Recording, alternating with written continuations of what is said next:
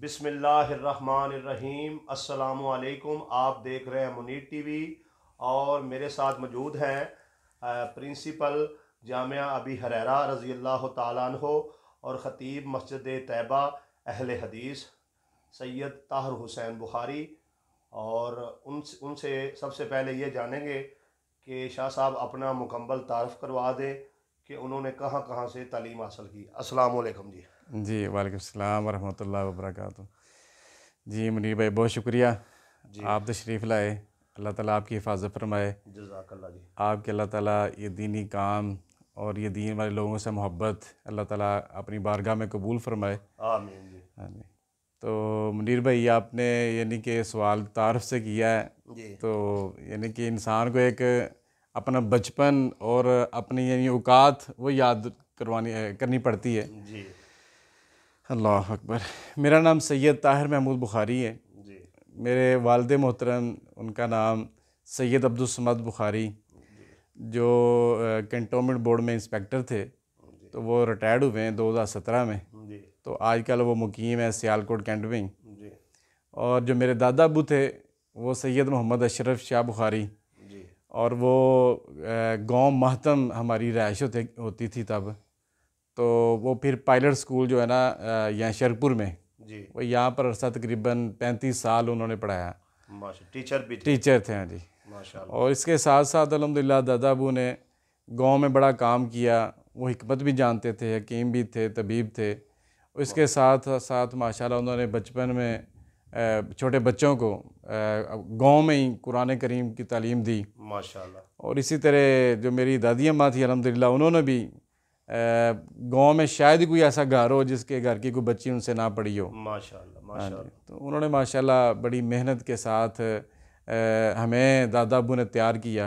माशाल्लाह। तो मेरे वाले साहब अकेले ही भाई थे, कोई जी सका भाई नहीं था उनका। जी तो चाचा के दो बेटे थे, एक सैयद अब्दुल अहद शाह साहब, जी वो जो अभी पिछले बल्दियाती इलेक्शन में ये मंडिया वाला यूनियन के वाइस चेयरमैन थे। माशाल्लाह। माशाल्लाह। और एक सैयद मोहम्मद हसन शाह साहब, जी और वो इस वक्त लाहौर में सब्ज़ादार उनकी रहायश है। वो मेरे अब्बा जी के चाचा के बेटे हैं, माशाल्लाह। और मेरे वो अब ससुर भी हैं अल्हम्दुलिल्लाह। जी बेहतर हो गया। तो मैं शुरू स्टार्ट में यहाँ गांव में ही रहते थे। जी फिर अब्बा जी की पोस्टिंग होगी जॉब के सिलसिले में कराची। जी तो स्कूल की तालीम मैंने जो है ना वो कराची से स्टार्ट की मैंने। बिल्कुल ठीक है। तो कराची से पढ़ने के बाद फिर अब्बा जी की पोस्टिंग लाहौर कैंट होगी। जी तो यहाँ पर कैंट में एक स्कूल था, मैंने वहाँ पर तीसरी चौथी क्लास तक यानी वहाँ तक तालीम हासिल की। बिल्कुल उसके बाद वाल साहब की पोस्टिंग होगी शेख ज़ैद हॉस्पिटल, तब ये नया नया ये बना था। जी जी तो उस वक्त अब्बा जी ने वहाँ पे जॉब शुरू की बिल्कुल ठीक। हेल्थ ऑफिसर के तौर पर। तो फिर वहाँ पे सामने पंजाब यूनिवर्सिटी थी। जी पंजाब यूनिवर्सिटी के साथ स्कूल है पंजाब लेबार्ट्री स्कूल। जी जी तो उस स्कूल के अंदर मैंने प्राइमरी की वहाँ पे। बिल्कुल ठीक है। तो वहाँ से फिर प्राइमरी करने के बाद अब्बा जी की पोस्टिंग बन्नू हो गई। जी ये बन्नू, सिलसिला एक जगह से दूसरी जी जगह। हाँ जी। बिल्कुल ठीक है। तो बन्नू सारी फैमिली शिफ्ट हो गई। तो जी मुझे उन्होंने हिफ़्ज़ के लिए दादा अबू ने यहाँ शरकपुर में मीनार वाली मस्जिद सब्ज़ी मंडी के अंदर जो थी, जी वहाँ पर मुझे हिफ़्ज़ के लिए उन्होंने दाखिल करवा दिया। जी। अच्छा मैंने, शाह जी, माजरत आपकी बात टोक रहा हूँ। जी जी आपका यानी जो आबाई जगह है, आपकी आबाई जो रहायश है वो ये मातम गांव है, यानी आप का आबाई जो इलाका है वो शरकपुर शरीफ ही है। जी जी हाँ जी, बिल्कुल। शरकपुर शरीफ ही है। ये 7 गाँव इधर जी ही जी हम रहे हाँ हैं, जी, पले बड़े मातम हैं। शरकपुर एक ही बात है। जी जी हाँ जी। ठीक हो गया जी। तो फिर मैंने स्टार्ट हिफ़्ज़ यहाँ शरकपुर मस्जिद से किया। जी जी यहाँ पे मेरा ना दिल ना लगा, क्योंकि बाकी सारी फैमिली वो अब्बा जी के साथ थी, मैं इधर अकेला था दादा अबू के साथ। जी जी तो फिर अब्बा जी मुझे फिर अगली दफ़ा आए तो वो मुझे अपने साथ ही ले गए। बिल्कुल ठीक फिर है। मैंने हिफ़्ज़ अल्हम्दुलिल्लाह कुरान करीम उधर बन्नू में ही हिफ़्ज़ किया। बिल्कुल ठीक और है। एक बड़े अच्छे उस्ताद, अल्लाह ताला उनकी हिफाजत फरमाए, इलाही आमीन। कारी इस्माइल साहब थे जी माशाल्लाह। उन्होंने बड़ी मेहनत के साथ मुझे पढ़ाया। अल्हम्दुलिल्लाह मैंने 13 माह के अंदर पूरा मुकम्मल कुरान मजीद हिफ़्ज़ किया अल्हम्दुलिल्लाह। माशाल्लाह माशाल्लाह हाँ अल्हम्दुलिल्लाह। जी। उसके बाद फिर मैंने दोबारा तजवीद पढ़नी थी। जी तो उस वक़्त अब्बा जी की पोस्टिंग सियालकोट हो गई। सुभान अल्लाह। अच्छा। तजवीद पढ़ने के लिए अब्बा जी ने कहा कि लाहौर में एक अदारा है गार्डन टाउन में जामिया लाहौर इस्लामिया। जी। वहाँ पर मोहतरम कारी इब्राहिम मीर महमदी हाफिज़हुल्लाह ताला, वो बड़े जलीलुल कदर कुर्रा कराम के अंदर उनका शुमार होता है। माशाल्लाह माशाल्लाह बड़ी अच्छी आवाज़, बड़ा अच्छा उनका पढ़ना, कुरान का लहजा। उनके पास मैंने 2 साल तजवीद पढ़ी वहाँ पे। बिल्कुल ठीक है। और उसके बाद फिर बल्कि थोड़ा सा मिस कर गया, जब मैंने हिफ़्ज़ कर लिया ना, हिफ़्ज़ के बाद अब्बा जी ने मुझे, अभी पोस्टिंग उनकी नहीं हुई थी तजवीद के लिए, मैं आदि नहीं गया था, तो अब्बा जी ने दोबारा मुझे दादा अबू के पास गाँव भेज दिया, इधर मातम में। बिल्कुल ठीक है। तो उन्होंने मुझे यहाँ पर पायलट स्कूल में दाखिल करवाया शरकपुर में। जी। तो यहाँ पर मैंने 1 क्लास पढ़ी, 7वीं क्लास।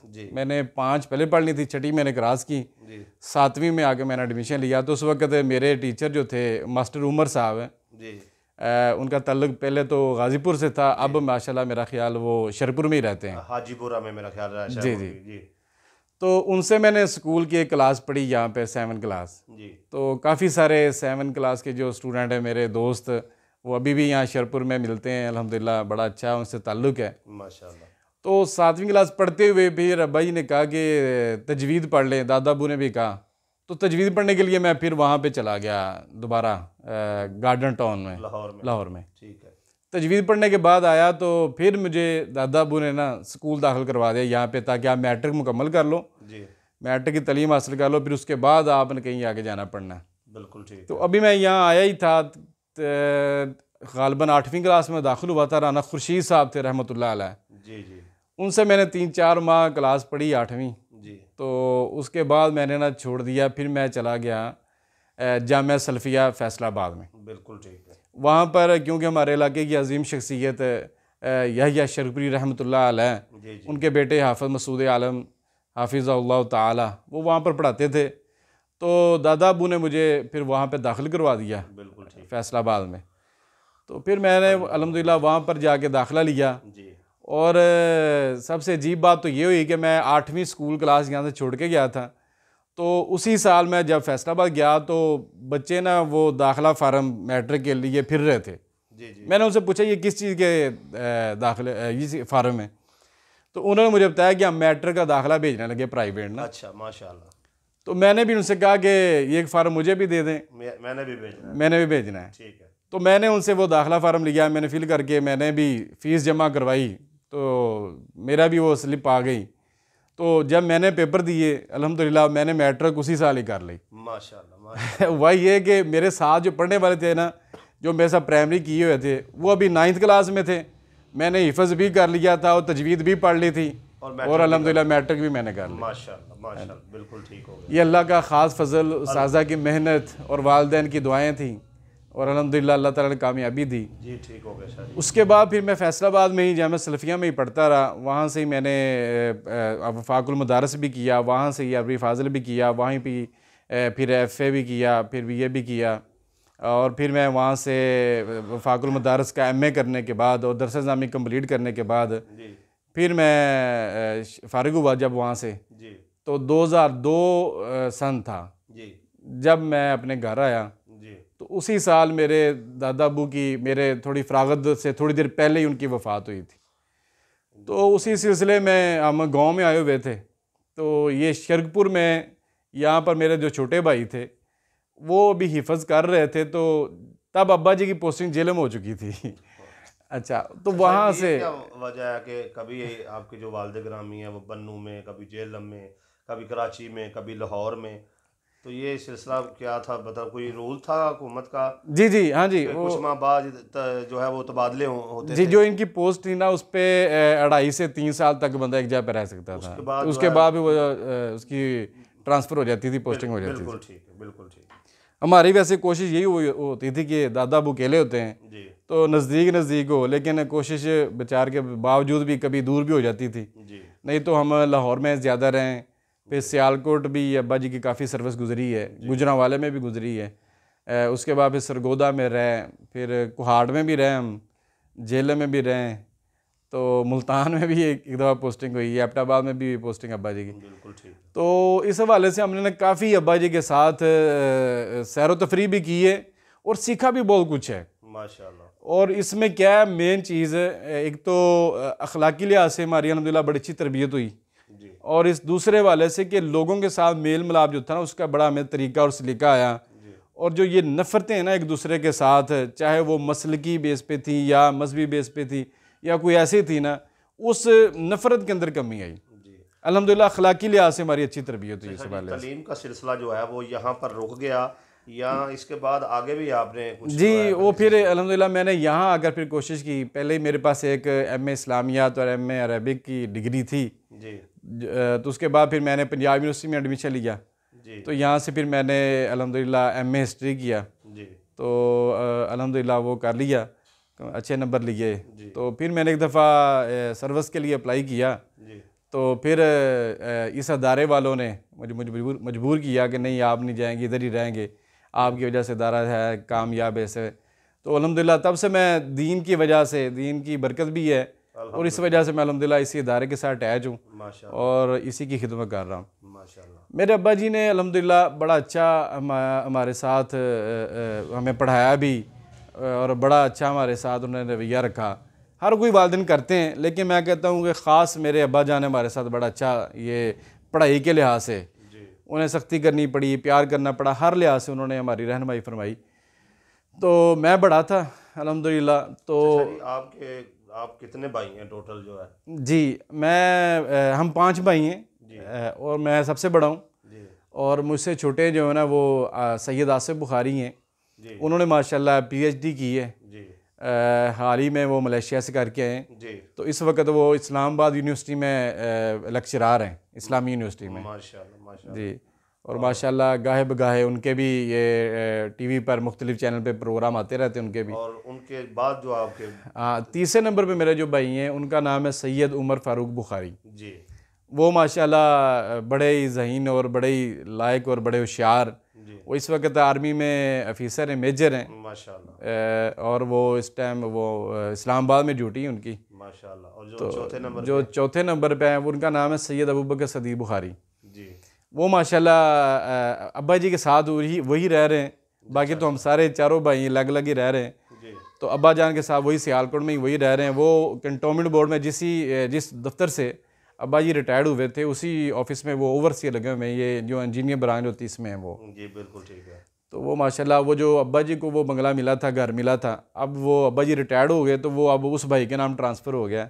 इस वजह से वो वहाँ पे ही फैमिली सेट है। बिल्कुल ठीक। जो छोटे भाई हैं सैयद नईमुल्लाह बुखारी, जी वो भी बड़ा, जब वो पैदा हुए तो मौलाना याहिया शरपुरी रहमतुल्लाह अलैह वो आए, साथ उनके दूसरे बेटे भी थे। तो दादा अबू कहते हैं कि मैंने इसका नाम ना ये छोटा जो नईम रहमान है इसके नाम पे रखना है। बड़ी बात।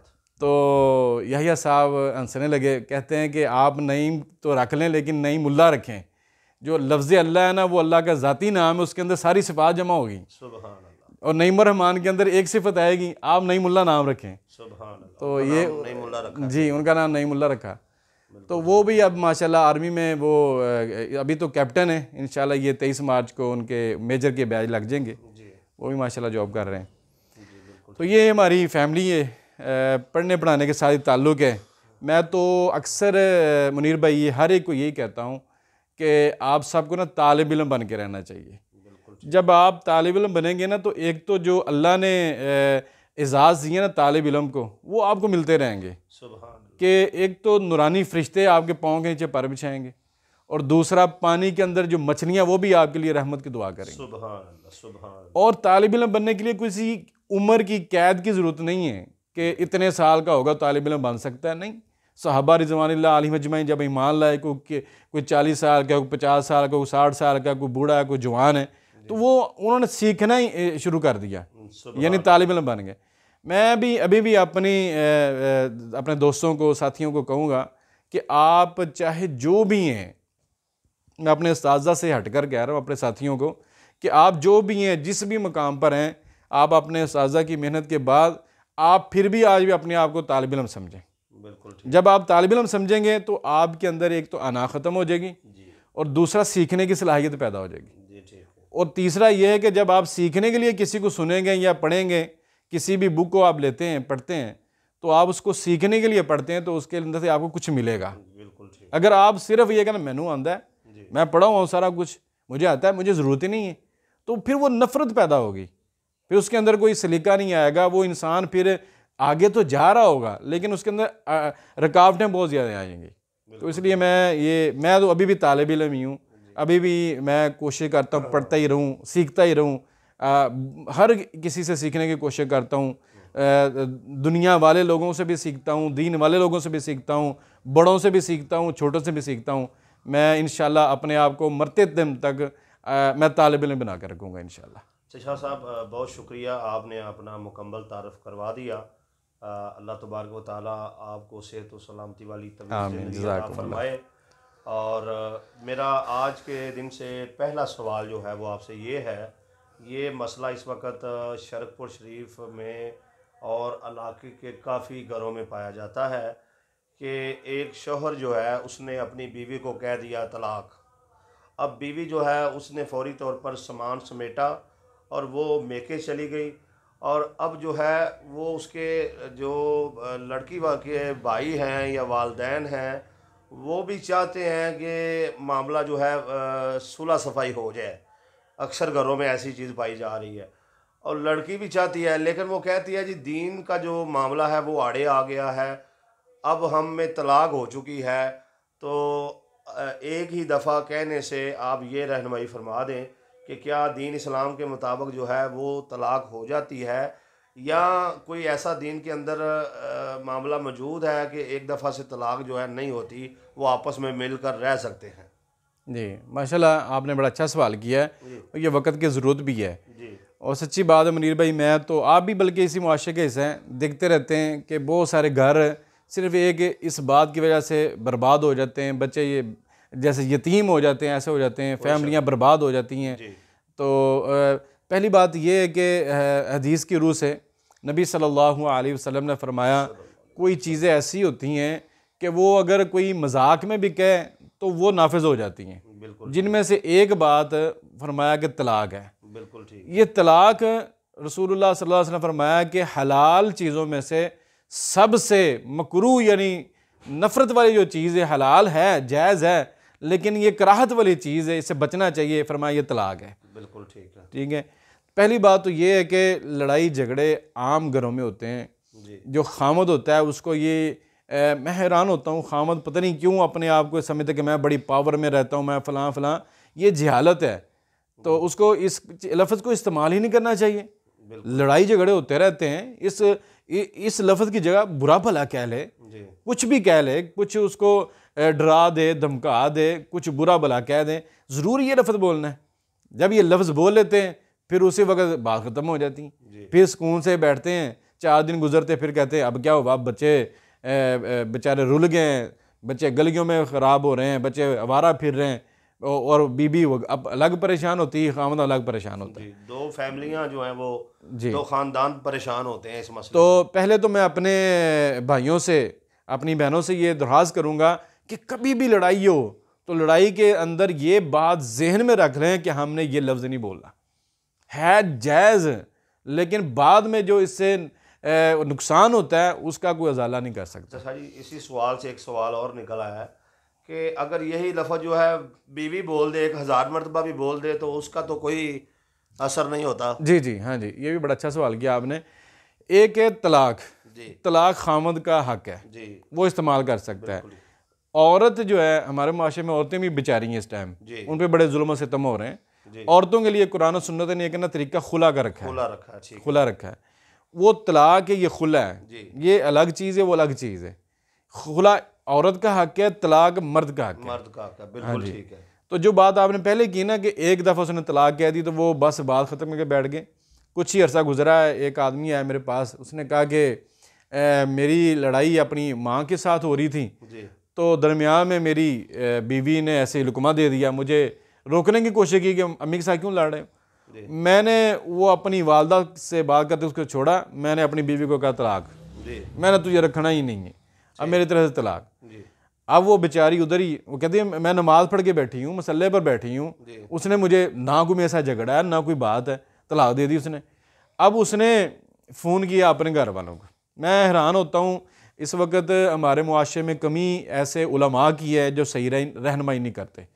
रहनुमाई करें, ऐसे उलमा को आगे आना चाहिए और उनको मैं तो कहता हूँ आवाम को भी पता होना चाहिए कि ये फ़लाँ जो शख्स इससे मसला पूछूँ, ये मेरी रहनुमाई कर। उन्होंने फ़ोन किया किसी को, तो आगे से मसला बताने वाले ने यह बतलाया कि अब, उस लड़की को, कि अब आप पर इस घर का पानी पीना भी हराम हो गया है। अल्लाह अकबर, बिल्कुल ठीक है। ये चंद माह पहले की बात है। मैं हैरान हुआ। उन्होंने जब मुझे 2-3 हफ्तों के बाद मेरे पास आके बात जब मुझे सुनाई, परेशानी भी हुई कि भाई ये क्या है। उन्होंने, लड़की वालों ने कहा कि आप अब सामान पैक करो, मगरिब की नमाज के बाद का टाइम था जब उसने तलाक दी, और टाइम काफ़ी गुजर चुका। तो तकरीबन रात 11-12 बजे उस लड़की के घर वाले आए। वो बेचारी तब तक वो एक साइड पे कोने में बैठी है, ना वो किसी से बात कर सकती है, ना घर में कोई चीज़ पकड़ सकती है, ना वो पानी पी सकती है। वो ऐसे हो गई जैसे इसका इस घर के साथ तल्लुक़ रहा ही कभी नहीं है। बिल्कुल ठीक। अच्छा, वो आए, वो लेके उसको चले गए। अब मैंने उस लड़की वाले वालिदैन को समझाया, भाई अब इसको एक तलाक दी उसने, इसकी सुलह हो सकती है। उन्होंने कहा नहीं, हमने मसला पूछा है तो हमारे मौलवी साहब कहते हैं अब सुलह नहीं हो सकते, भला अल्लाह हो सकता है। अच्छा शाह साहब, इधर एक और सवाल भी पैदा हो गया। एक ही वक्त पर जो है, खा एक बार तलाक दी जाए या खा 100 बार कहा जाए, जी, वो एक ही शुमार होगी? हाँ जी, इसमें थोड़ा सा फ़र्क है। मैं थोड़ी सी वजाहत कर देता हूँ। जी जी।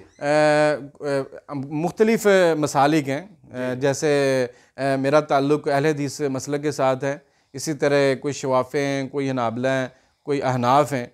इंदल अहनाफ जो बात है ना, उनके नज़दीक एक मजलिस में अगर वो 3 दफ़ा तलाक देता है ना, वो तलाक नाफिज हो जाती है।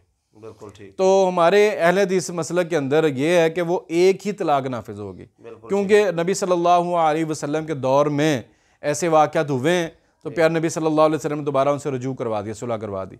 और हदीस के अंदर भी ये वजाहत के साथ आता है कि नबी सल्लल्लाहु अलैहि वसल्लम के दौर में भी चाहे वो जितनी मर्जी तलाक़ें हो जाती तो वो एक ही शुमार होती थी। बिल्कुल ठीक। अबू बकर रज़ी अल्लाह तआला अन्हु के दौर में भी ऐसे ही रहा।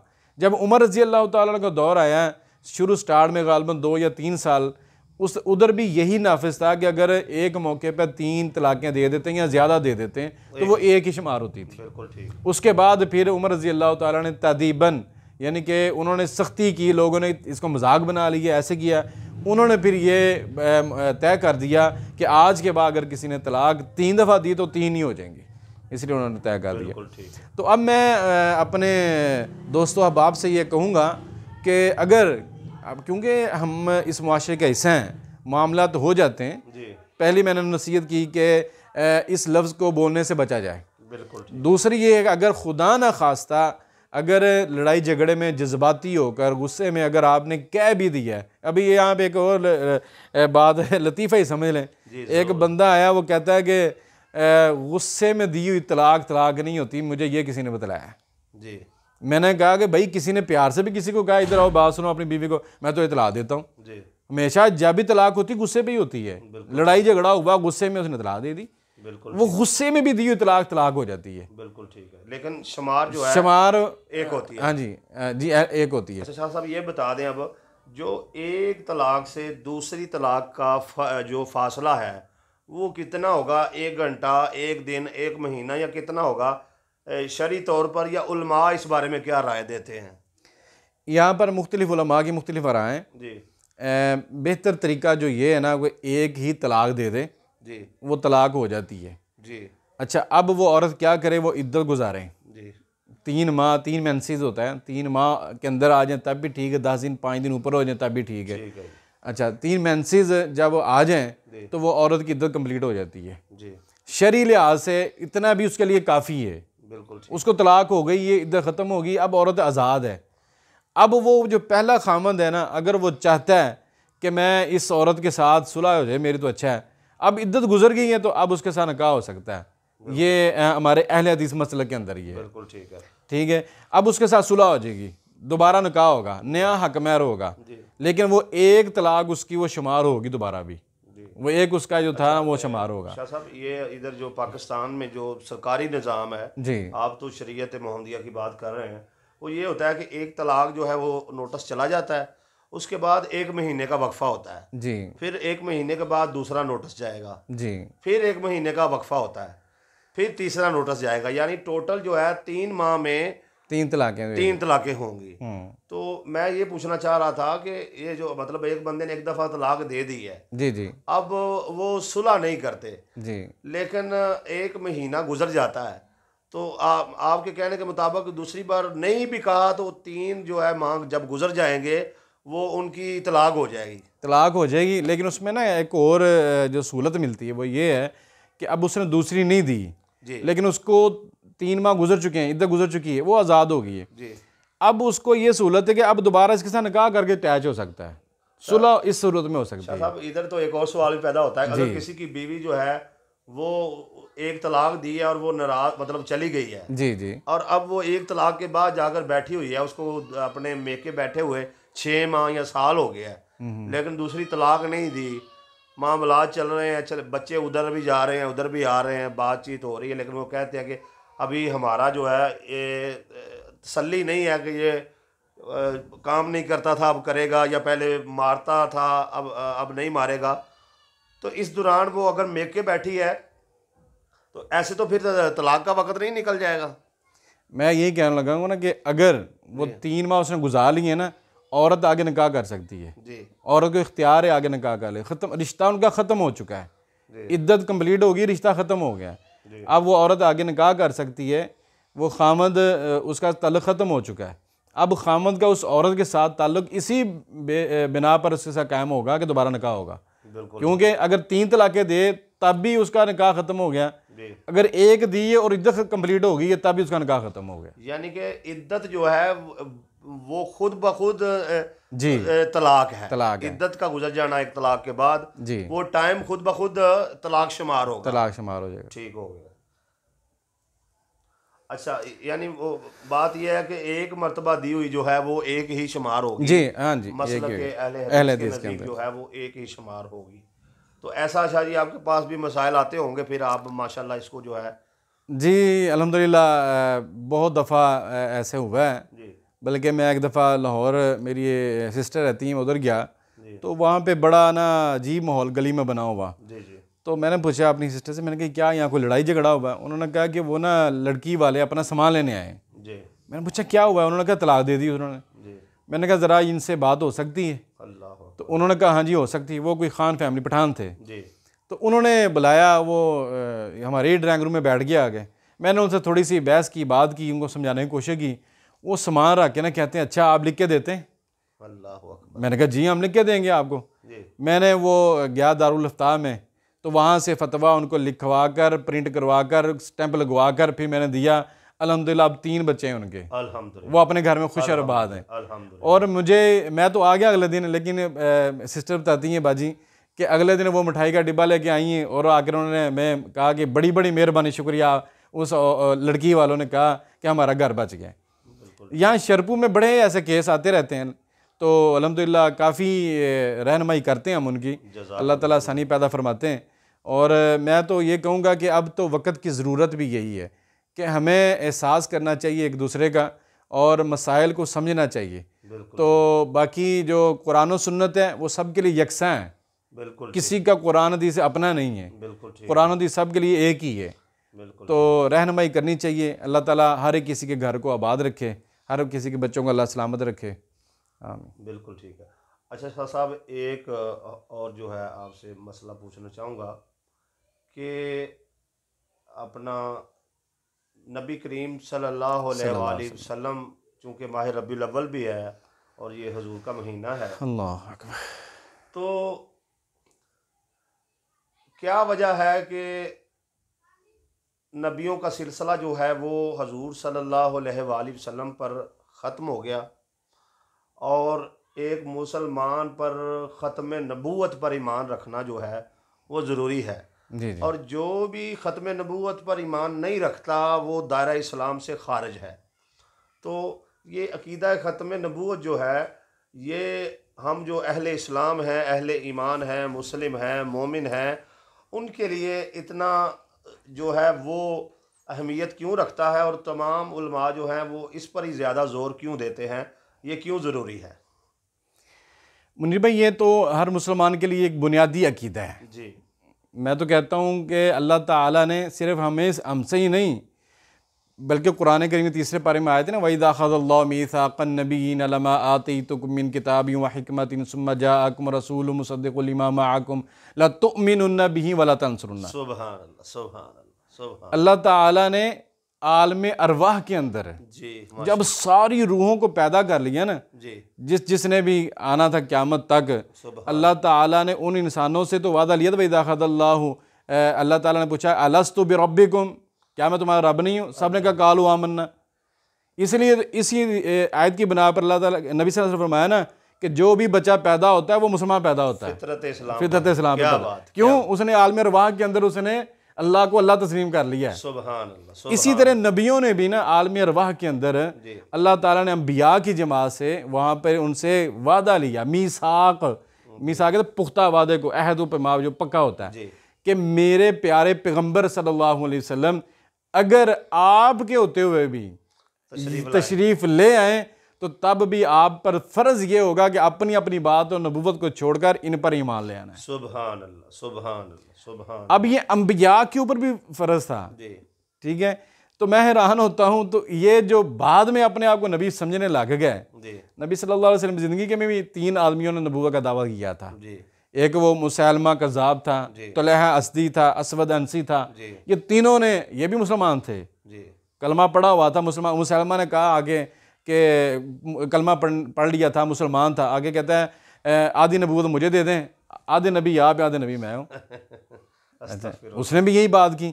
आज के दौर में भी यही बात होती है, वो कहते हैं हाँ नबी वो हैं, हम उनको मानते हैं, लेकिन उनका तसलसल हम है। सुभान, यानी अकीदा ख़त्म नबूवत ऐसा अकीदा है जी, कि जिस पर साबका अंबिया भी ईमान लाए। ईमान लाए। सुभान अल्लाह। और मुसैलमा को भी कत्ल किया गया, जी, तुलहा असदी ने तौबा कर ली, जी, असवद अंसी को भी कत्ल किया गया। जी, यानी नबी अलैहिस्सलातु वस्सलाम की ज़िंदगी में भी जिन्होंने दावा नबूवत किया था उनको भी जिंदा नहीं रहने दिया गया, वो भी गलत थे। जी, और प्यारे नबी सल्लल्लाहु अलैहि वसल्लम ने एक और बड़ी प्यारी बात बयान की, फरमाया सलासूना दज्जालूना कज़्ज़ाबूना, मेरे बाद 30 झूठे आएंगे, अल्लाह अकबर, लेकिन ला नबी या बाद, मेरे बाद नबी कोई नहीं नबी आएगा। नहीं आएगा। सुभान अल्लाह। शाह साहब कोई कुरान की आयत भी हो ख़त्म नबूवत के बारे में? जी जी, वो बड़ी प्यारी आयत है, माँ काना मुहम्मद अबा अहदिम मिर रिजालिकुम वलाकिन रसूलुल्लाह व खातमुन नबिय्यीन व खातमुन नबिय्यीन। जी, व खातमुन नबी। फरमाया कि अल्लाह ताला ने पहली बात तो ये कि आपको मर्दों में किसी का बाप नहीं बनाया, सुभान अल्लाह। और दूसरा फरमाया कि आपको ख़त्म नबूवत का ताज पहना कर भेजा गया कि इसके बाद एंड है। प्यारे नबी सल्लल्लाहु अलैहि वसल्लम ये भी फरमाया ना कि जिस तरह मैं आखिरी नबी हूँ, आप आखिरी उम्मत हो, सुभान। ना ही इस उम्मत के बाद कोई और उम्मत आनी है, ना ही प्यारे नबी सल्लल्लाहु अलैहि वसल्लम के बाद कोई और नबी नहीं आना है। शाह साहब यहाँ पर एक सवाल और भी पैदा होता है कि इस आयत में अल्लाह तबारक व तआला ने फरमाया कि मोहम्मद सल्लल्लाहु अलैहि वसल्लम जो है वो तुम में से किसी मर्द के जो है बाप नहीं है। जी, ठीक है जी, तो किसी शख्स के या मर्द के बाप नहीं है।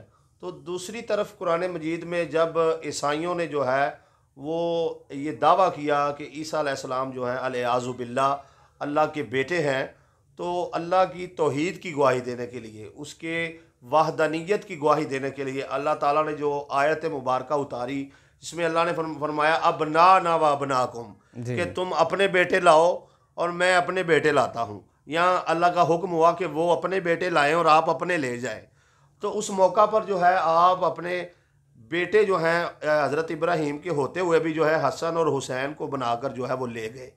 तो ये ज़रा थोड़ा सा वाज़े कर दे कि वहाँ पर कहा तुम में से किसी मर्द के बाप नहीं हैं, और यहाँ पर आयत भी भेज दी और आयत में बेटे भी कह दिया, और बेटों को फिर आप हसन और हुसैन को बनाकर ले गए अल्लाह के नबी सल्लल्लाहु अलैहि वसल्लम अल्लाह की तौहीद की गवाही देने के लिए कि अल्लाह का कोई शरीक नहीं है, वो खालिक है, मालिक है, राजिक है, वो वाहिद और यकता है, और उसकी बादशाहत में कोई भी जो है उसका शरीक नहीं है। जी जी, तो ये क्या है, ज़रा ये दोनों चीज़ें इसमें शान नज़ूल का फ़र्क है कोई? मुझे कन्फर्म नहीं है कि उस वक़्त हज़रत इब्राहीम उनके प्यारे नबी सल्लल्लाहु अलैहि वसल्लम के बेटे थे या नहीं थे, मुझे कन्फर्म नहीं है। इंशाल्लाह मैं पढ़ूंगा फिर बता दूंगा आपको। जी ठीक है। तो बाकी नबी सल्लल्लाहु अलैहि वसल्लम अपने बच्चे हज़रत हसन हुसैन रज़ी अल्लाह ताला अन्हु को शुमार किया करते थे, और इन्हीं को ही अपने साथ रखा करते थे, और ये भी हर टाइम ही आका अलैहिस्सलाम के साथ ही रहा करते थे, यानी कोई अलग घर तस्लीम ही नहीं किया जाता था।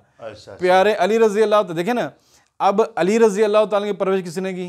प्यारे नबी सल्लल्लाहु अलैहि वसल्लम ने। जी अब अली रज़ी अल्लाह ताला अन्हु के जो बच्चे हुए वो फातिमा रज़ी अल्लाह ताला अन्हा के हवाले से तो वो लगे प्यारे नबी नाना, जी अली रज़ी अल्लाह ताला अन्हु के हवाले से लगे दादा, सुभान यानी प्यारे नबी अलैहिस्सलाम के बच्चे ही हैं वो। सुभान अल्लाह सुभान यानी प्यारे नबी अलैहिस्सलाम ने अली रज़ी अल्लाह के भाई थे, जी। तो उनकी तरबियत इस अंदाज से की जैसे बच्चे करते हैं। यहाँ पर एक बहुत अहम सवाल मेरे ज़हन में और आ गया है, हम आपके इल्म से इस्तिफादा कर रहे हैं। अल्लाह ताला आपको इसका अजर अता फरमाए। और सुनने वाले नाजरीन से भी मैं ये अपील करूँगा कि आप कमेंट में अपनी राय का इजहार ज़रूर कीजिएगा। शाह साहब, आपके मामू हैं सैयद ज़ियाउल्लाह बुखारी। जी जी। तो वो अक्सर जो हैं अपनी तकारीर में, उनकी मैंने एक तकरीर भी सुनी, बड़ी सोशल मीडिया पे वायरल है, तकरीबन उसको 25 लाख लोग देख चुके हैं उस वीडियो को। तो उसमें उन्होंने फरमाया कि उन्होंने एक टीवी पर प्रोग्राम में हज़रत फ़ातिमा अलैहिस्सलाम कह दिया। तो रज़ी अल्लाह भी ठीक है, क्या इन ये जो हस्तियां हैं हज़रत फ़ातिमा, अली और हसन हुसैन, क्या इनको अलैहिस्सलाम कहा जा सकता है या सिर्फ रज़ी अल्लाह ही कहना होगा? मुनीर भाई, इसमें कोई इख्तलाफ नहीं है जी। हज़रत अली अलैहिस्सलाम, इमाम हसन हुसैन अलैहिस्सलाम, फ़ातिमा अलैहिस्सलाम, इनको कहा जा सकता है जी। इसमें किसी को कोई इख्तलाफ नहीं है। ना कोई अहले हदीस के इसको हराम समझता है, नाउज़ुबिल्लाह, ना कोई और समझता है। बस वो ये समझते हैं कि जब सहाबा रिज़वानुल्लाह अलैहिम के दर्जे में रहकर अगर सबको रज़ी अल्लाह का दर्जा अल्लाह ने दे दिया है जी। तो इसी हम दर्जे पे सबको रज़ी अल्लाह कह दें। जी। लेकिन मैं ये कहता हूँ, मामू मेरे सैयद ज़ियाउल्लाह शाह साहब का भी ये मौक़िफ़ है, वो भी ये कहते हैं कि दर्जा अल्लाह ने दिया बहुत बुलंद है, बड़ा मुकाम और मरतबा बड़ा है कि अल्लाह ताला ने कहा मैं इन पर राज़ी है, मेरे पर राज़ी। और हमारी कैफियत पता क्या है, हम अपने आप पे राज़ी नहीं है। हम अपने आप पे राज़ी नहीं है। अल्लाह पे तो हम कोई राज़ी होता ही नहीं, हम अपने आप पे भी राज़ी नहीं है। अल्लाह उन पर राज़ी और वो अपने रब पर राज़ी। और उनकी कैफियत क्या थी सहाबा की? अल्लाह अकबर। किसी के पास जूता नहीं है, किसी के पास पूरे पहने कपड़े नहीं हैं, किसी के पास सवारी नहीं है, वो फिर भी राज़ी अल्लाह पर।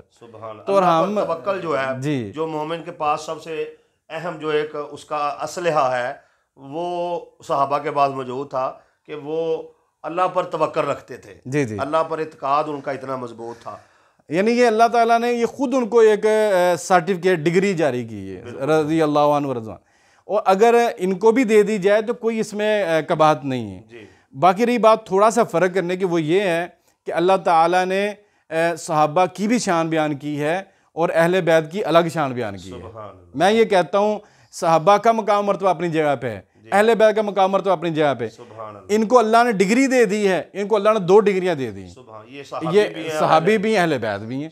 अगर हम थोड़ा सा फ़र्क ऐसे कर दें, अलैहिस्सलाम या अलैहिस्सलाम कह दें, तो इसमें किसी को कोई ममानत नहीं है, कोई इतराज़ नहीं करता। वैसे वो कहते हैं, ये हैं सारे जो इतराज़ करने वालों, कहते हैं जब एक डिग्री अल्लाह ने दे दी, हम कौन होते इसको फ़र्क करने वाले? बिल्कुल ठीक। तो अगर मैं कहता हूँ ये फ़र्क कर लें तो कोई बात नहीं इसमें। बिल्कुल ठीक। हाँ।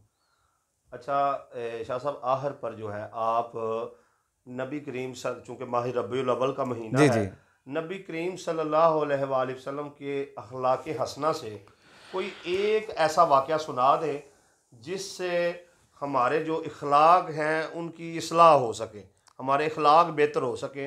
हजूर की सीरत से कोई एक ऐसा वाक़या जो है आप सुना दें जिसको उससे हम सबक हासिल करके अपने जो इखलाकियात हैं उनमें बेहतरी ला सकें। अल्लाह अकबर।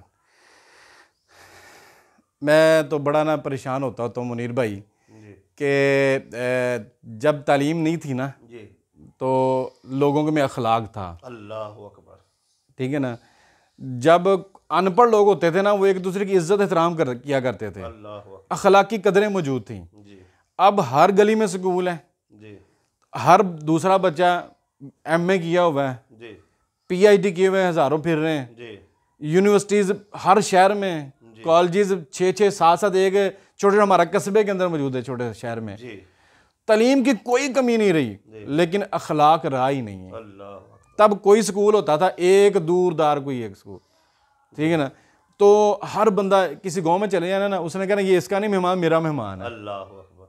ठीक है, वो जैसे कहते हैं ना, वो किसी का दामाद होता था ना, वो समझते कि पूरे गांव का ही दामाद है। कोई शक नहीं, ये अभी 10-15 साल पहले ये रिवाज आम था जी जी। इस्लाम जो है ना वो अखलाक का ही नाम है। अल्लाह अकबर।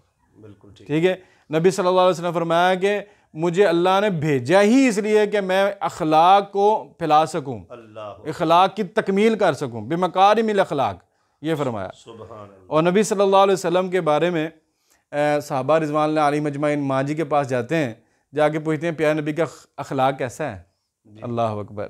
नबी सल्लल्लाहु अलैहि वसल्लम की एक हदीस ये भी है कि प्यारे नबी सल्लल्लाहु अलैहि वसल्लम फरमाया कि सबसे तुम में से बेहतरीन इंसान वो है जो अपने घर वालों के लिए अच्छा है। अल्लाह अकबर, अल्लाह अकबर। ये याद का सबसे बड़ा मैं समझता हूँ मैसेज जी, है। ख़ियारुकुम लिअहलिही, तुम में से बेहतरीन इंसान वो है जो अपने घर वालों को अच्छा सलूक है। मैं देखता हूँ बड़े पढ़े लिखे लोग, बिजनेसमैन, बड़े कारोबारी लोग, बड़ा कुछ पढ़े लिखे, स्कूल कॉलेज चलाने वाले, बाहर बड़ा अच्छा उनका रवैया होता है, डीलिंग बड़ी अच्छी होती है, बड़ा लेन देन का मामला तो बड़े अच्छे होते हैं। जो ही घर में आए, घर में आके तूफान बर्पा कर दिया, अल्लाह अकबर, लड़ाई झगड़े शुरू कर दिए। प्यारे नबी सल्लल्लाहु अलैहि वसल्लम फरमाया कि तुम में से बेहतरीन इंसान है वो है जो घर वालों के साथ अच्छा है। सुभान सुभान। तो अम्मा जी फरमाती हैं सहाबा रिज़वान अलैहिम अजमईन से फरमाया कि प्यारे नबी सल्लल्लाहु अलैहि वसल्लम का अखलाक कुरान ही तो है। अल्लाह अकबर। कान खुलुकुहुल कुरान, फरमाया कुरान जैसा प्यारे नबी का अखलाक, अल्लाह ने खुद पे कहा इन्नका लअला खुलुकिन अज़ीम, प्यारे नबी हमने आपको खुल्क़े अज़ीम का मालिक बनाकर भेजा। सुभान अल्लाह, सुभान अल्लाह। और अल्लाह ताला ने इसके बावजूद पता क्या फरमाया, अल्लाह अकबर, अल्लाह ताला कहते हैं फ़बिमा रहमतिम मिनल्लाहि लिन्ता लहुम वलौ कुन्ता फ़ज़्ज़न गलीज़ल क़ल्बि लनफ़ज़्ज़ू मिन हौलिका फ़अफ़ु अन्हुम वस्तग़फ़िर लहुम वशाविरहुम फ़िल अम्र। अल्लाह कहते हैं प्यारे नबी आप सबसे बढ़कर अखलाक के मालिक हैं। सुभान अल्लाह, सुभान अल्लाह। इसके बावजूद अल्लाह ताला ने पता क्या कहा, प्यारे नबी अगर आप भी नरम गो ना होते अल्लाह तो ये आपके करीब ना आता कोई भी। अल्लाह अकबर। यानी अखलाक ऐसी चीज़ है कि जो ज़रूरी है बिलखुसूस उन लोगों के लिए जो दीन की तबलीग करना चाहते हैं, बल्कि ज़िंदगी के हर मोड़ पर ही को कारोबार है, घरेलू मामलात हैं, अखलाकियात सबसे ज़रूरी चीज़ है। जी जी जी। यानी कि अल्लाह ताला ने प्यारे पैगम्बर अलैहिस्सलाम इतनी फजीलत बयान करने के बाद फरमाया आप भी अगर नरम दिल ना होते, नरमी इख्तियार ना करते तो आपके भी करीब कोई ना आता। और प्यारे नबी सल्लल्लाहु अलैहि वसल्लम का अखलाक क्या है, फ़अफ़ु अन्हुम वस्तग़फ़िर लहुम वशाविरहुम, मशवरा करते हैं अपने मामलात के अंदर। सुभान अल्लाह। अल्लाह ताला फिर फरमाता है फ़इज़ा अज़म्ता फ़तवक्कल अलल्लाह इन्नल्लाह युहिब्बुल मुतवक्किलीन। सुभान अल्लाह। हमें भी ऐसे होना चाहिए। और जैसे आपने इशारा किया ना कि जितना कोई दीन के करीब होता है उसको उतनी अखलाक के अंदर आला होना चाहिए, लेकिन हमारे रवैये इसके बिल्कुल उल्टे हैं। हमारी मसाजिद के अंदर लड़ाई झगड़े हैं, मस्जिद की कमेटियों के जो मेंबर हैं वो लड़ रहे हैं, झगड़ रहे हैं, मौलवी साहब जो हैं वो जितने बड़े मौलवी हैं वो अपने मुख्तियों से लड़ रहे हैं, झगड़ा कर रहे हैं, मामला बिगड़े हुए हैं। जितना कोई अच्छा इंसान उसका अखलाक उतना अच्छा होना चाहिए। बिल्कुल ठीक। तो लेकिन यहाँ पे जैसे कहते हैं उल्ट ही काम चल रहा है कि जितना कोई पढ़ा लिखा है ना, अब मैं देखता हूँ बड़ा अजीब लगता है, स्कूल में हालांकि तालीम दी जाती है, जो ही छुट्टी होती है लड़ाई झगड़े हो रहे होते हैं। मैं 2-3 दिन पहले निकला हूँ, 2 ग्रुप बने हुए स्कूल के बच्चों के, वो बाहर निकल के अंदर कोई बात हुई होगी उनकी आपस में, वो पता क्या तेरे बाहर जाके पूछांगे। अच्छा, अब वो बाहर निकले लड़ाई करने, 2 ग्रुप हैं। अल्लाह अकबर। अब सीख के क्या आए हो यार, वो यहाँ पे आके अमल तो करो उस पर। बिल्कुल ठीक है। ये हमारे इस मुआशरे में कमी है। अगर अखलाक हमारा अच्छा हो जाए तो हम बेहतरीन उम्मत बन जाए। जी। अच्छा शाह जी, एक हजूर सल्लल्लाहु अलैहि वसल्लम की अज़मत का जुमला तबरकन मैं कहना चाहूँगा कि हमद के मानी है तारीफ़, यानी कि अल्लाह की तारीफ़ के लिए आम तौर पर ये लफ्ज़ जो है हमारे बोला जाता है हमद, अल्लाह की तारीफ़, यानी नात हजूर की तारीफ़। जी। हमद तारीफ़ और अहमद ज़्यादा तारीफ़ किया गया। जी जी। अब ज़्यादा तारीफ़ किया गया तो अल्लाह होना चाहिए, क्योंकि वो हर चीज़ का खालिक है, मालिक है, लेकिन ज़्यादा तारीफ़ किए गए जो हैं वो हजूर सल्लल्लाहु अलैहि वसल्लम है। अब मैंने उलमा से पूछा तो उन्होंने मेरी ये रहनुमाई फरमाई कि अल्लाह की तारीफ़ करने वाले सारी की सारी मखलूक है और उसकी तारीफ़ का जो कमा हक का वो हक है वो अदा नहीं हो सकता। लेकिन चूँकि नबी करीम सल्लल्लाहु अलैहि वसल्लम वो हस्ती हैं कि अल्लाह की मखलूक के अव्वल होते हुए, अल्लाह की मखलूक के अजीम होते हुए अल्लाह उन पर दरूद पढ़ रहा है और अल्लाह उनकी तारीफ़ कर रहा है। अल्लाह की तारीफ़ करने वाली मखलूक है इसलिए वो छोटी तारीफ़ है, और मुस्तफ़ा की तारीफ़ करने वाला अल्लाह है इसलिए ये बड़ी तारीफ़ है। इसलिए वो जो जिसको हमद होना चाहिए वो मोहम्मद है और जिसको मोहम्मद होना चाहिए उनके लिए लफ्ज़ हमद इस्तेमाल हुआ है। यानी कि बड़ी तारीफ, ज़्यादा तारीफ जो है वो हजूर की हो रही है, क्योंकि ये एजाज़ हजूर को हासिल है कि उनकी तारीफ अल्लाह भी कर रहा है। सुभान। जी, इसमें ये भी ना अल्हम्दुलिल्लाहि रब्बिल आलमीन, जी, इसके तर्जमे पे गौर करना। अल्लाह कहता है तमाम तारीफ़ात अल्लाह ही के लिए हैं। सुभान अल्लाह, ठीक है, आगे क्या फरमाया, रब्बिल आलमीन, सुभान अल्लाह, ठीक है ना, जो तमाम जहानों को पालने वाला है। सुभान अल्लाह, मैं हैरान होता हूँ, हमारे अक्सर उलमा भी ये बात बयान कर जाते हैं, दो जहानों के सरदार, जी, प्यारे नबी सल्लल्लाहु अलैहि वसल्लम के बारे में क्या है, दो जहानों के मालिक। जी, दो जहां नहीं है, जहां पता नहीं कितने हैं, हमें तो पता ही नहीं है ना। जी, चंद जहां का तुम्हें पता है जी, कि अभी हम पैदा नहीं हुए तो आलम रवा है, जी, आलम रवा के बाद आलम दुनिया जी, है, फिर आलम बरज़ख है, हमारी रूहें बरज़ख में चली जाएंगी, जी, आलम बरज़ख के बाद आलम हशर है, उसके बाद फिर जन्नत है, फिर यानी कि हमें मालूम ही नहीं है। लेकिन अल्लाह ताला ने प्यार की इंतहा इस तरह कर दी प्यारे नबी सल्लल्लाहु अलैहि वसल्लम के साथ, कहा अल्हम्दुलिल्लाह रब्बिल आलमीन, तमाम तारीफ़ें अल्लाह ही के लिए जो तमाम जहानों का पालने वाला है। सुभान अल्लाह, उधर क्या फरमाया, वो मा अरसलनाका इल्ला रहमतल लिल आलमीन, सुभान अल्लाह, सुभान। प्यारे पैगंबर आप एक जहां दो जहानों के सारे जहानों के लिए रहमत है। ये मैं समझता हूँ कि सबसे बड़ी नात है हजूर की, जी सुभान कि अल्लाह, सारे जहानों के लिए रहमत। रहमत बनाया है। अच्छा शाह जी, इस पर अगर आप मेरी रहनुमाई फरमा दें कि ये एक जहान के लिए तो हजूर रहमत हो गए, जी जी, बाकी जहानों के लिए हजूर रहमत कैसे हैं?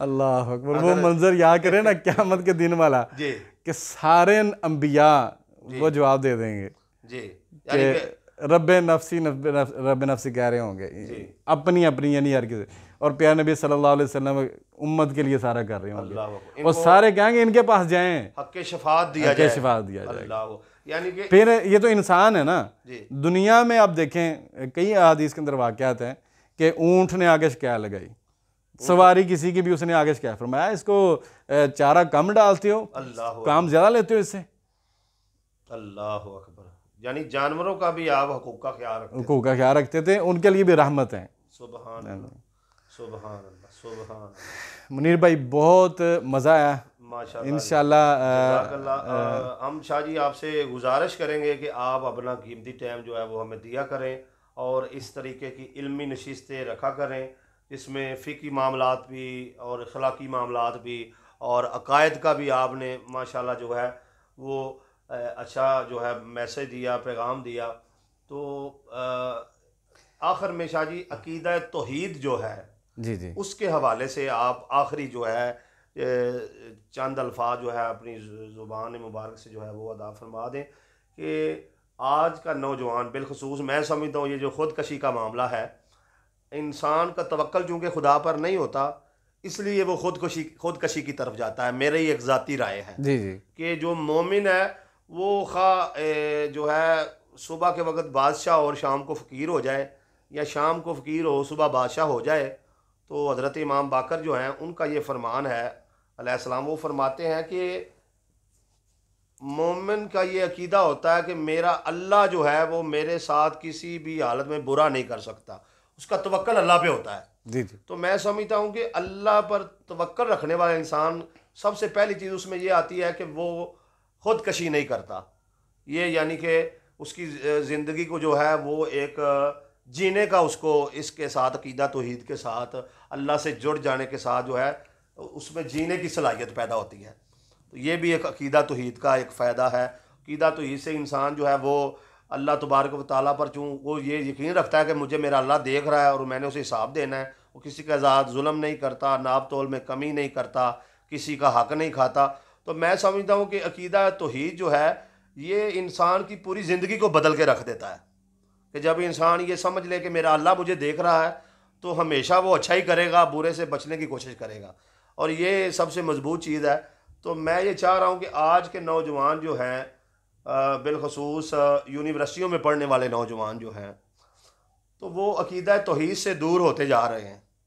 तो आप कोई ऐसा छोटा सा मैसेज दे दें जिनकी तरफ जिसको सुनकर उनमें रुझान पैदा हो कि वो वापस खींचे चले आएँ कि अकीदा तौहीद के बगैर जो है वो गुजारा नहीं है, चारा नहीं है, नजात नहीं है। अल्लाह अकबर। मुनीर भाई आपने दो तीन बातें की हैं, एक तो खुदकुशी करने वाले के बारे में जी जहाँ वो बेचारा क्या, वो जालिम है, जी उसने अपनी जान पर ही जुल्म किया है, जी खुदकुशी उसने कर ली, लेकिन मैं समझता हूँ हमारा मुआशरा भी उसके अंदर शरीक है। बिल्कुल ठीक है। वो किस तरह, अब हमारे इस दौर में अक्सरियत जो लोग जो ख़ुदकुशी करते हैं ना, उनका मेन होता है कि हमारे पास बच्चों के लिए कुछ खिलाने के लिए कुछ नहीं था, बच्चों को ईद पे कपड़े पहनाने के लिए नहीं थे जी। ऐसे ऐसे मामला ज़्यादा हैं गुर्बत की वजह से। बिल्कुल ठीक है। तो उसके अंदर हम मुलव्वस हैं। बिल्कुल जो साहब इसके लोग हैं ना, वो समझते हैं कि इनको पूछना हमने नहीं है, ये मामूम के गुजारा कर लेंगे, ठीक है। नहीं, ये हमसे क़यामत में पूछा जाएगा। अल्लाह ने पूछा तुम्हें मैंने दौलत दी है, कहाँ खर्च की है? अगर तो आपने कहा कि ना मैंने फ़लाँ पे खर्च की है, तो अल्लाह ताला खुश हो जाएंगे। अल्लाह ताला कहता है ना मुझे दो, अल्लाह तुझे कैसे दें? अल्लाह कहता है मेरे बंदों को दे दो। सुभान अल्लाह, सुभान अल्लाह, ठीक है ना। सुभान अल्लाह के बंदों को दे देंगे तो अल्लाह ताला को मिल रहा है। सुभान इसका मतलब है अल्लाह ने तुझे दौलत दी है तो अल्लाह को ही नहीं दे रहा। सुभान अल्लाह। तो यानी इस अल्लाह हवाले के दिए हुए से ही देना है। इस हवाले से हम वो मुजरम हैं हम भी, जुर्म में शरीक हैं हम भी जी। ये अल्लाह हमें हिदायत अता फरमाए, ये इस्लाह करनी चाहिए, इस्लाह करनी चाहिए। बिल्कुल ठीक है। दूसरी बात है अकीदे के हवाले से जी। तो उस शख्स को सोचना चाहिए कि मैं, क्योंकि अल्लाह ताला ने ना मौत और ज़िंदगी अल्लाह ताला ने अपने हाथ में रखी है जी, ठीक है। एक किसी की मौत को, यानी कि अल्लाह ताला ने मुकर्रर तो किया उसका टाइम भी, इस टाइम इसने मरना है, लेकिन उसने इख्तियार खुद इस्तेमाल कर लिया है। अल्लाह, जो अल्लाह का इख्तियार था ना उसने इस्तेमाल कर लिया। अल्लाह, ये मुशरिक भी है, इसने शिरक भी किया है, इसने अपने आप को बड़ा, जैसे वो नमरूद ने नहीं कहा था इब्राहीम अलैहिस्सलाम के, उसने कहा अना हुई व उम्मीद, मैं भी जिंदा कर सकता हूँ, मैं भी मार सकता हूँ। और फिर उसने यानी कि दावा ये किया था ना, मैं नहीं, ये शख्स जो खुदकुशी कर रहा है ये अपने आप को कह रहा है मैं मारता हूँ, हालांकि उसका इख्तियार ही नहीं है। अल्लाह अकबर, अल्लाह, ये बहुत अहम आपने ये मैसेज दिया है। नाज़रीन इस पर गौर कीजिएगा कि खुदकशी करने वाला फ़र्ज जो है वो अल्लाह के इख्तियारात में दखल अंदाजी करता है। ज़िंदगी और मौत अल्लाह के हाथ में है, जैसे किबला शाह साहब ने बयान फरमाया। तो शाह साहब इसी तरह जो नौजवान तबके बात करने लगा, असल में नौजवान हमारा ना बेराहवी का शिकार हो चुका है जी। हमारा ये जो मुआशरा चल रहा है, असल में जो पहली बात है, जो दीन वाले लोग हैं ना वो यूनिवर्सिटी कॉलेज में जाते ही नहीं है, वो अपना अलग ही सिस्टम रख लेते हैं। क्या हमने मस्जिद मदरसे की हद तक रहना है, जो आगे यहाँ पे हमने सिखा देना उनको, जो ना आया तो वो हमारे ज़िम्मे नहीं है, नहीं वो भी हमारे ज़िम्मे ही है। अच्छा, ये मिसाल ये देते हैं कि जो प्यासा है ना वो कुएं के पास आए। और मैंने ये भी पढ़ा है कि आज दौर जो है वो प्यासे कुएं वाली मिसाल का नहीं है, आज दौर जो है वो जारी पानी का है, बंजर ज़मीन है, ये माशरा बंजर है, खुद जा के शराब करना पड़ेगा। वो कुआं ना बने जो गहराई में, वो टायरों वाला कंटेनर और टैंकर बने ना, जो जाके सप्लाई देके आए, वो ये बने। जज़ाकल्लाह। तो मैं ये कह रहा था कि नौजवान नस्ल जो है ना वो यूनिवर्सिटी कॉलेजेस में जाती है ना, तो वहाँ पर जो उनके पढ़ाने वाले ना, जो उनके असातिज़ा वो भी ऐसे ही पढ़े हैं, उनको भी दीन का नहीं पता। और नऊज़ बिल्लाह जब इंसान अकेला बैठता है ना, या तो अल्लाह के साथ ताल्लुक़ मजबूत कर बैठता है या खो बैठता है। अल्लाह, ठीक है ना। ऐसे लोग जो होते हैं ना, वो जब किताब पढ़ते हैं ना, किताब के अंदर से नऊज़ बिल्लाह वो गलतियाँ निकालना शुरू होते हैं। वो एक तनकीदी निगाह से वो कह रहे होते हैं यार ये तो हमने अपनी मेहनत से हासिल किया, ये भी मैंने ये किया, वो भी मैंने किया, अल्लाह ने क्या किया? नऊज़ बिल्लाह। वो अल्लाह पे इतराज़ शुरू कर देते हैं पढ़ने पढ़ाने वाले। वो जब उनका दिमाग ख़राब होता है तो फिर वो आने वाली नस्ल को भी तबाह कर देते हैं। तो मैं ये चाहता हूँ कि ये भी हम उलमा की ही जिम्मेदारी थी जो हम इसके अंदर कुताही कर बैठे हैं। उलमा यूनिवर्सिटियों में जाएं, कॉलेजों में जाएं जी, वहाँ पर जाकर अकीदा तौहीद पर लेक्चर दें, ये मैसेज आप नौजवानों तक पहुँचाएँ। बिल्कुल ठीक है, बहुत शुक्रिया शाह साहब, आपने कीमती टाइम दिया। इंशाअल्लाह ताला इसी तरीके से आपके साथ मुलाकात का सिलसिला जारी रहेगा। नाजरीन, आज की वीडियो आपको कैसी लगी कमेंट में अपनी राय का इजहार ज़रूर कीजिएगा, और मज़ीद शाह साहब से हमें किन मौज़ूआत पर सवाल करने चाहिए वो भी आप जो है कमेंट में अपनी राय का इजहार कर सकते हैं। और मेरे चैनल को सब्सक्राइब कर दीजिएगा ताकि मज़ीद आपको अल्लाह की ख़बरें और ऐसे ही इंटरव्यू जो है वो मिलते रहें। मैं एक मिनट यहाँ बात करना चाहता हूँ जी अपने दोस्तों अहबाब से कि मेरी जो भी बात अच्छी है वो मेरे अल्लाह की तरफ से है। अगर इसमें मुझसे कोई कमी कुताही हुई है तो वो मैं उसका ज़िम्मेदार हूँ। इंशाल्लाह मैं उस पर, मैं जैसे कहता हूँ सीखता हूँ, मैं तालिब इल्म हूँ, मुझे कोई बता दे कि आपने ये गलत किया, इंशाल्लाह मैं उसका शुक्रिया भी अदा करूँगा और तस्लीम भी करूँगा। और अगली बात यह है कि अगर मेरी किसी बात से किसी भाई की दिल आज़ारी हुई है तो मैं इंशाअल्लाह अपने दिलो जान से माज़िर ख़्वाह हूँ। तो इंशाअल्लाह अपनी इस्लाह भी करूँगा।